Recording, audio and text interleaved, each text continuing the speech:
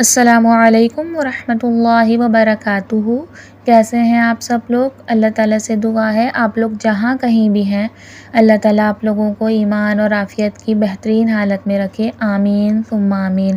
آج میں آپ لوگوں کے لیے بہترین دعا لے کر آئی ہوں، جس دعا کی ضرورت ہم سب کو ہے زندگی کے کسی بھی معاملے میں۔ وہ ہے خیر پانے کی دعا، دعائے استخارہ۔ ہم لوگ ہر انسان کسی نہ کام میں مشورہ چاہتا ہے، تو یہ دعا اللہ تعالیٰ سے مشورے کے لیے دعا ہے۔ اس میں اللہ تعالیٰ کی طرف سے ہمارے لیے رضامندی ہوتی ہے، جو کام ہمارے حق میں بہتر ہوتا ہے، جس کام میں ہمارے لیے بہتری ہوتی ہے، تو ہمیں یہ دعا پڑھنا چاہیے، تو اللہ تعالیٰ ہمیں وہی کام ہم سے ہوتا ہے، اور اگر ہمارے لیے بہتری نہیں ہوتی ہے اس کام میں، تو وہ کام ہم سے نہیں ہوتا اللہ تعالیٰ کی طرف سے۔ اور یہ نبی صلی اللہ علیہ وآلہ وسلم کی بتائی گئی دعا ہے، جو انہوں نے صحابہ کرام رضی اللہ تعالیٰ عنہ کو بتائی تھی۔ میں نے آپ لوگوں کو بتایا تھا کہ میں آپ لوگوں کو جو دعا بتاؤں گی وہ سنت سے ثابت ہوگی، نبی کریم صلی اللہ علیہ وسلم کی بتائی گئی دعا ہوگی۔ اب ہم سب انسانوں کو اپنے روز کے معاملات میں یا دنیاوی معاملات میں کسی نہ کسی کی مشورے کی ضرورت ہوتی ہے،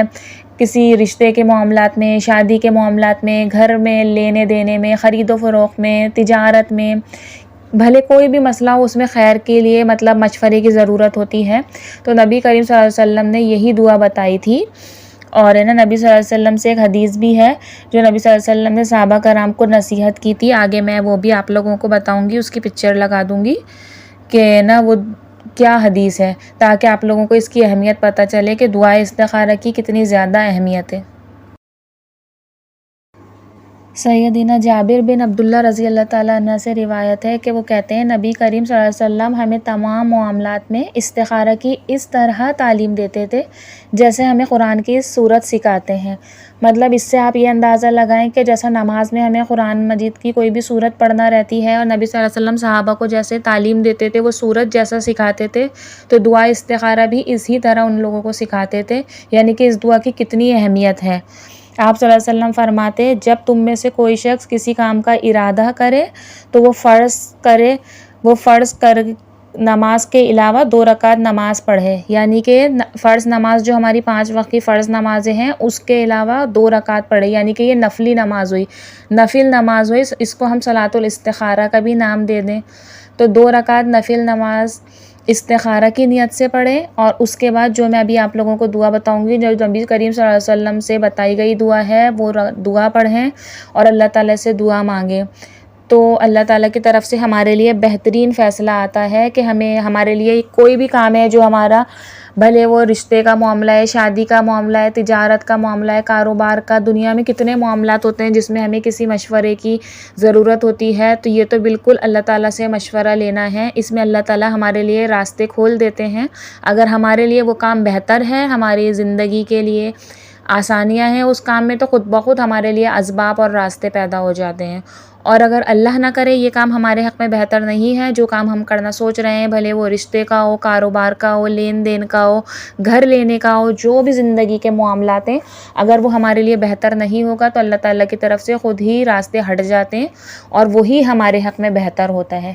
تو اسی لیے یہ بہترین دعا ہے، نبی صلی اللہ علیہ وسلم سے بتائی گئی دعا ہے۔ پہلے ہمیں کیا کرنا ہے، بہت آسان طریقہ ہے، 2 رکعت نماز صلاۃ الاستخارہ پڑھنا ہے جو ہماری معاملات ہے اس کے لیے، اور اس کے بعد یہ دعا پڑھنا ہے، تو انشاءاللہ تعالیٰ اللہ تعالیٰ کی طرف سے ہمارے لیے بہترین فیصلہ آئے گا جو ہمارے حق میں بہتر ہوگا۔ اب میں آپ لوگوں کو دعا استخارہ پڑھ کے بتاتی ہوں، کیونکہ یہی دعا پڑھنا ہے، یہی دعا سنت سے ثابت ہے۔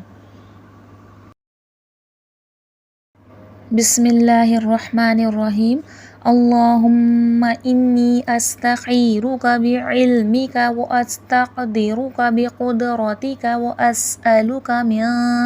فضلک العظیم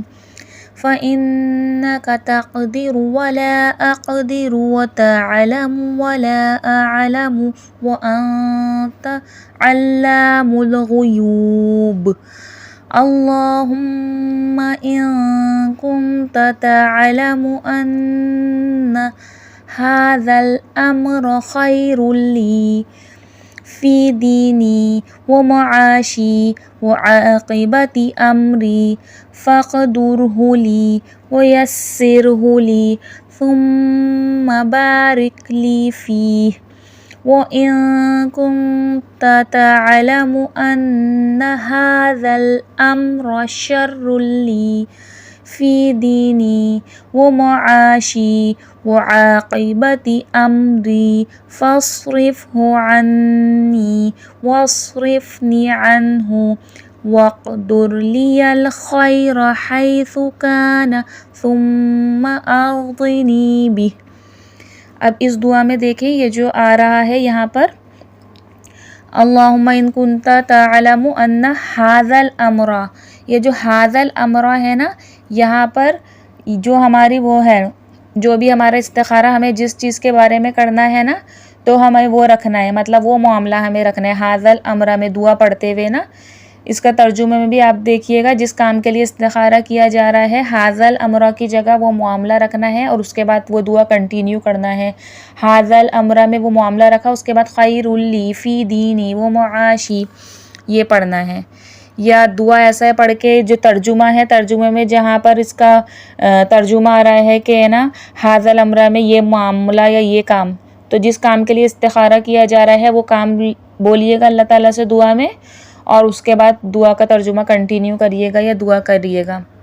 تو انشاءاللہ تعالیٰ آپ کے لیے جو اللہ تعالیٰ کی طرف سے بہترین ہوگی جو چیز، وہی اس کے لیے راستے نکلیں گے، اور اللہ تعالیٰ اگر اللہ نہ کرے کہ وہ کام آپ لوگوں کے حق میں بہتر نہیں ہے تو خود ہی وہ بات ٹل جائے گی، وہ معاملہ کے راستے نہیں بن پائیں گے۔ تو یہی دعا استخارہ ہے جو سنت سے ثابت ہے، ہمارے پیارے نبی کی بتائی گئی دعا ہے۔ تو آج کے بعد سے آپ لوگوں کا جو بھی کام ہو، جو بھی معاملہ ہو، یہ دعا ضرور پڑھیے گا۔ 2 رکعت نماز استخارہ پڑھیں اور اس کے بعد یہ دعا پڑھیں، اللہ تعالیٰ سے دعا کریں اور پھر معاملہ اللہ تعالیٰ کے سپرد کر دیں۔ انشاءاللہ تعالیٰ آپ کے حق میں بہترین فیصلہ ہوگا۔ ٹھیک ہے، یہ دعا پڑھ لیجئے گا، یاد کر لیجئے گا، یہ زندگی کے ہر مراحل میں ہمارے لیے کام آتی ہے، اور مجھے اپنی دعاؤں میں یاد رکھیے گا۔ السلام علیکم ورحمۃ اللہ وبرکاتہ۔